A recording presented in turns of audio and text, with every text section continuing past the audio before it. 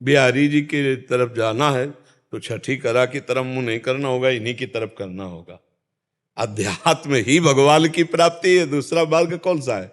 दूसरे तो सब संसार के मार्ग हैं। अध्यात्म में, अध्यात्म का मतलब समझते हो? जहां दुविधा को मिटा दिया जाए, द्वैत को मिटा दिया जाए, नानात्व को मिटा दिया जाए, उसे अध्यात्म कहते हैं। नानात्व ये पूरा जगत है, दुविधा शत्रु मित्र मान अपमान लाभ हान सुख दुख जय पराजय जन्म मृत्यु, ये दुविधा दुनिया। नानात्व ये जो सब तुम्हें दिखाई दे रहा जड़ चैतन्य, इसको जो मिटा दे, स्त्री पुरुष भावना को मिटा दे, काम क्रोध पर विजय प्राप्त कर, उसे अध्यात्म कहते हैं। इसके बिना भगवान की प्राप्ति कर। अध्यात्म के कई मार्ग हैं।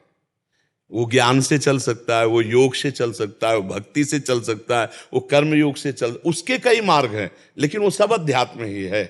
संपूर्ण अध्यात्म के ये कई मार्ग हैं। जैसे हमको यहाँ से बिहारी जी जाना है तो हम ऐसे फोगला की तरफ जाके बिहारी जी जा सकते, हम परिक्रमा मार्ग से बिहारी जी जा सकते, हम अटल्ला से बिहारी जी जा सकते, लेकिन बिहारी जी का मार्ग इधर ही है, इधर नहीं है। ऐसे ही अध्यात्म के हैं, ज्ञान योग अष्टांग योग भक्ति योग कर्म योग, पर ये सब अध्यात्म ही है, अध्यात्म का ही ईश्वर। अध्यात्म के बिना भगवत प्राप्ति का कोई उपाय नहीं, अध्यात्म ही भगवत प्राप्ति का उपाय है।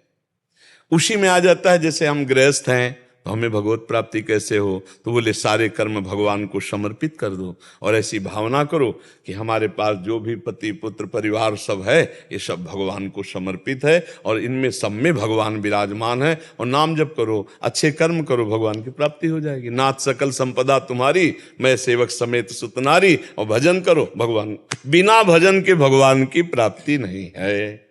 किसका प्रश्न था? हाँ, अब ऐसा सोचो कि मनमानी भोजन करें, मनमानी आचरण करें, कोई आशीर्वाद दे दे, तो हमें तो नहीं लगता ऐसा कि किसी के आशीर्वाद से भगवान मिल जाएंगे।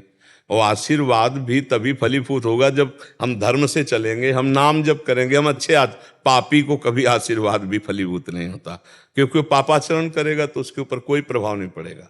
तुम सच्चाई से चलो तो बिना कुछ चढ़ाए भी संतों की कृपा उदार है, वो ऐसे ही देते रहते हैं। वहां कुछ ऐसी जरूरत नहीं कि तुम चढ़ाओ, तो वो बनिया की दुकान नहीं है, वो तो हेतु की कृपाल है, वो तो दर्शन मात्र से, संभाषण मात्र से, कृपा मात्र से तुम्हारे दुखों और पापों का नाश कर देंगे। पर ईमानदारी से चलोगे तब कि अब लो नसानी अब ना, आज तक पाप किया अब नहीं करूंगा, तब कृपा होती है। अब पापाचरण करते रहो, सोचो कृपा हो, तो ऐसा तो मुझे नहीं लगता कि गंदा आचरण करे उसके ऊपर कृपा हो जाए, ऐसा तो नहीं होता।